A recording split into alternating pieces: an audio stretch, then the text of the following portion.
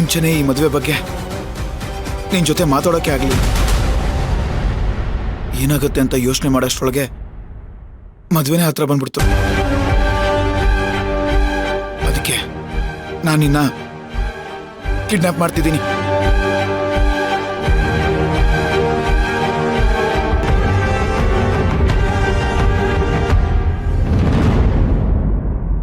ಬನಶಂಕರಮ್ಮ, ನನ್ನ ಕಾಪಾಡ್ಬಿಟ್ಟೆ. ಅದು ಇವ್ರ ರೂಪದಲ್ಲಿ. ನೀವು ಬಂದಾಗ್ಲೇ ಇದನ್ನೆಲ್ಲ ಹೇಳಿದಿದ್ರೆ ಇಷ್ಟೊತ್ತಿಗೆ ನೀವು ಹೇಳಿದ್ದೆಲ್ಲ ಮುಗ್ದೋಗಿರೋದು.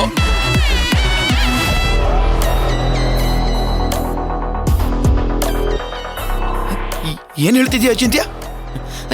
ನನ್ಗೂ ಚಿಕ್ಕಿನ ಮದ್ವೆ ಆಗಕ್ಕೆ ಇಷ್ಟ ಇಲ್ಲ.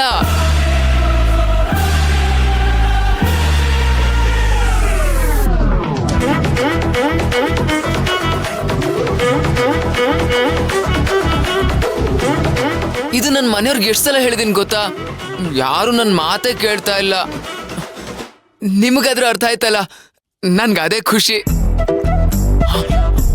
ಏನ್ ಟೈಮ್ ವೇಸ್ಟ್ ಮಾಡಬಾರ್ದು. ಬನ್ನಿ ಹೋಗೋಣ. ಅಯ್ಯೋ, ಈ ಕಡೆ ಬೇಡ, ಎಲ್ರೂ ಇಲ್ಲೇ ಇರ್ತಾರೆ. ನೀವು ಬಂದ್ರಲ್ಲ, ಅದೇ ಸರಿಯಾದ ಜಾಗ. ಬನ್ನಿ ಹಂಗೆ ಹೋಗೋಣ. ಅಚಿಂತ್ಯ, ಏನಾಯ್ತು? ಒಂದ್ ನಿಮಿಷ. ಮೊದಲು ಈ ವಿಚಾರನ ನನಗ್ ನಾನೇ ಕನ್ಫರ್ಮ್ ಮಾಡ್ಕೋಬೇಕು. ಬೇಗ ಕನ್ಫರ್ಮ್ ಮಾಡ್ಕೊಳ್ಳಿ. ಅಲ್ಲ, ನಾನು ಅಲ್ಲಿಂದ ಹೀಗ್ ಬಂದು ನೀನನ್ನ ಕರ್ಕೊಂಡು ಹೋಗಕ್ ಬಂದೆ. ಅಯ್ಯೋ, ಕರ್ಕೊಂಡು ಹೋಗಕ್ಕಲ್ಲ, ಕಿಡ್ನಾಪ್ ಮಾಡೋಕ್ ಬಂದ್ರಿ. ಅದೇ ನೀನ್ ನೋಡಿದ್ರೆ ಈಗಿಲ್ ಹೇಳ್ತಿದ್ಯಾ ಭಕ್ತಿನ ಮದುವೆ ಆಗಕ್ಕೆ ನಿನಗಿಷ್ಟನೇ ಇಲ್ಲ ಅಂತ. ಕರೆಕ್ಟ್? ಹೌದು, ನಾನು ಅದನ್ನೇ ಹೇಳಿದ್ದು.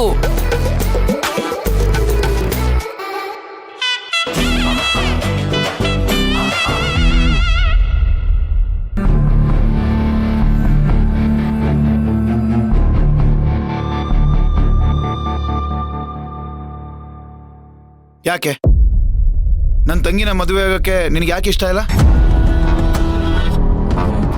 ನಿಮ್ಗೂ ಇದೇ ಬೇಕು ಅಂದ್ಮೇಲೆ ಕಾರಣ ಇಲ್ಲ ಯಾಕೆ?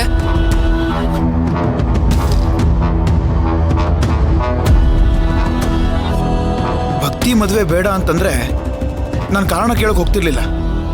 ಆದ್ರೆ ನೀನು ಭಕ್ತಿನ ಬೇಡ ಅಂತ ಹೇಳ್ತಿದ್ಯಲ್ಲ, ಅದಕ್ಕಾದ್ರೂ ನಾನು ಏನ್ ಕಾರಣ ಅಂತ ಕೇಳಲೇಬೇಕು. ಹೇಳೋ ಚಿತ್ಯ, ಯಾಕೆ ಬೇಡ ಅಂತಿದ್ಯಾ?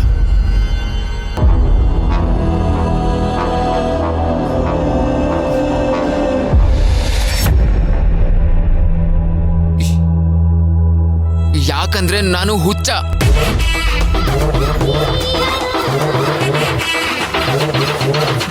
ಏನಂದೆ? ಏನಿಲ್ಲ. ಈಗ ನಾವ್ ಎಲ್ಲಿಗೆ ಹೋಗ್ತಿದೀವಿ? ಎಲ್ಲಿಗೆ ಅಂದ್ರೆ ನಮ್ಮ ಮನೆ ಹತ್ರ. ಏನ್ ಶ್ರೀಕಾಂತಣ್ಣ, ಇಷ್ಟು ಕೆಟ್ಟದಾಗ ಯಾರಾದ್ರೂ ಪ್ಲಾನ್ ಮಾಡ್ತಾರಾ? ಏನ ಕೆಟ್ಟದಾಗಿದ್ಯಾ? ಮತ್ತೆ ನಾವಿಷ್ಟು ಹತ್ರದಲ್ಲಿದ್ರೆ ಯಾರಾದ್ರೂ ನನ್ನ ಹುಡ್ಕೊಂಡ್ ಬಂದು ನಾಳೆ ಮದ್ವೆ ಕರ್ಕೊಂಡ್ ಬಂದ್ರೆ ನಂದು ಭಕ್ತಿದು ಮದ್ವೆ ಆಗ್ಬಿಡಲ್ವಾ?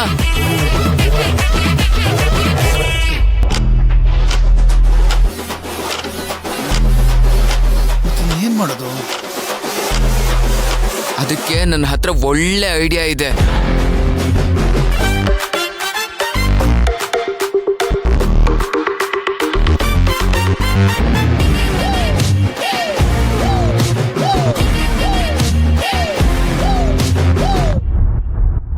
ನಾನೀ ಕ್ಯಾಸೆಟ್ನ ರೆಕಾರ್ಡ್ ಮಾಡ್ತಿರೋ ಉದ್ದೇಶನ ನೇರವಾಗಿ ಹೇಳ್ಬಿಡ್ತೀನಿ. ಮುಂದೊಂದು ದಿನ ಈ ರಾಜಾರಾಮರಾಯರ ಸ್ಥಾನದಲ್ಲಿರ್ಬೇಕು. ನೀನೇ ಧರ್ಮಾಧಿಕಾರಿ ಅನ್ನೋ ಪಟ್ಟನ ಅಲಂಕರಿಸಬೇಕು.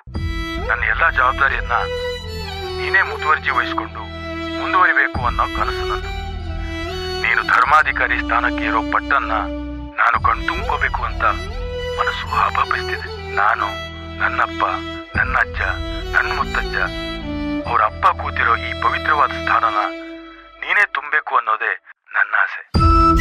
ಬೇಕಿದ್ರೆ ಈ ಕ್ಷಣನೇ ನನ್ನ ಪ್ರಾಣ ಹೋದ್ರೂ ನಂಗೆ ಯೋಚನೆ ಇಲ್ಲ.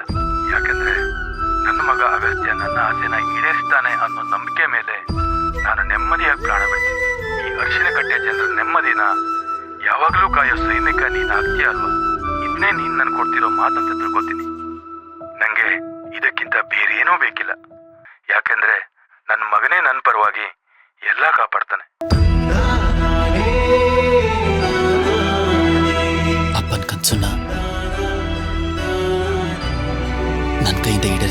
ಅನ್ಸುತ್ತೆ. ಇದು ಬರೀ ರಾಯರ್ ಕೊನೆ ಆಸೆ ಅಲ್ಲ ಅಗಸ್ತ್ಯ, ನನ್ನ ಆಸೆನೂ ಕೂಡ. ಇಷ್ಟು ವರ್ಷ ಇದೇ ಕನಸು ಕಾಣ್ತಾ ಇದ್ದೆ. ಅದಕ್ಕೆ ಹಗಲು ರಾತ್ರಿ ನೀನ್ ಯಾವಾಗ ಈ ಊರಿಗೆ ವಾಪಸ್ ಬರ್ತೀಯೋ ಅಂತ ಜಾತಕ ಪಕ್ಷಿ ತರ ಕಾಯ್ತಿದ್ದೆ.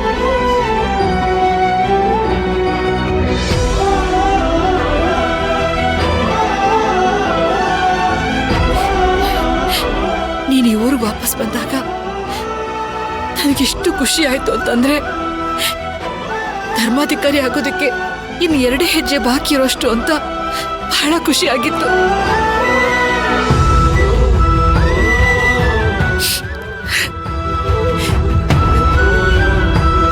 ಊರಿನ ಜನಗಳ ಹತ್ರ ನಿನ್ನ ವಿಚಾರನ ಮನ್ಸಲ್ಲಿಟ್ಕೊಂಡು ಯಾವಾಗ ಸಾಧ್ಯ ಆಗುತ್ತೋ ಅವಾಗೆಲ್ಲ ನಿನ್ ಬಗ್ಗೆನೇ ಮಾತಾಡ್ತಿದ್ದೆ.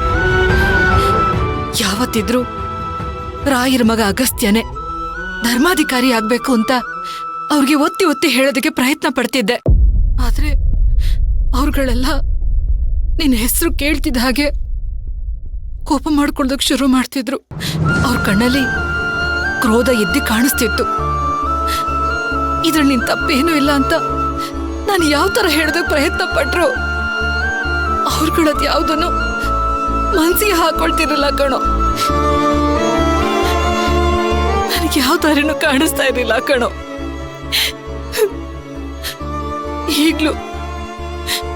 ಈಗ್ಲೂ ನಾನು ಅದೇ ಪ್ರಯತ್ನದಲ್ಲೇ ಇದ್ದೀನಿ.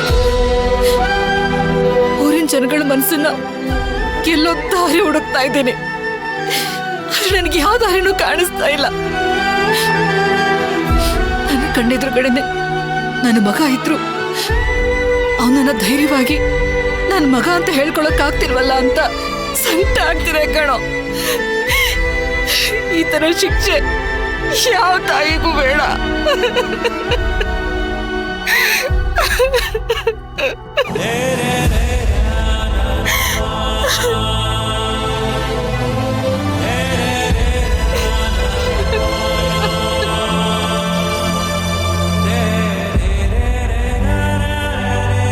ಇದ್ರಲ್ಲಿ ನಿಂದೇನು ತಪ್ಪಿಲ್ಲ.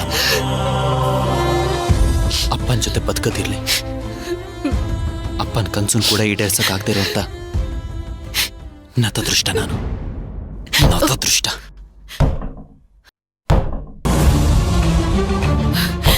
ನಾನು ಅಗಸ್ತ್ಯ, ಅಯ್ಯೋ ಏನೋ ಮಾಡ್ತಿದ್ಯಾ ನೀನು?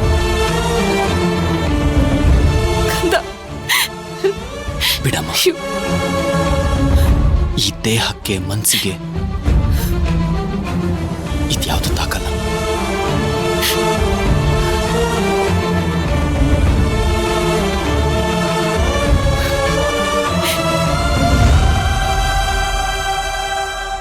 ತಾಯಿ, ಇದನ್ನೆಲ್ಲ ಏನು ಅಂತ ಅರ್ಥ ಮಾಡ್ಕೋಬೇಕು ಅಂತಾನೆ ಗೊತ್ತಾಗ್ತಿಲ್ಲಮ್ಮ.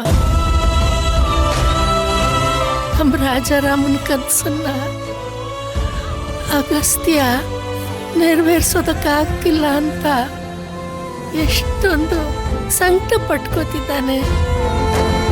ಪಾಪ ನನ್ನ ಮಗು ಎಲ್ಲ ಇದ್ದು ಎಲ್ಲನೂ ಕಳ್ಕೊತಿದ್ದಾನೆ.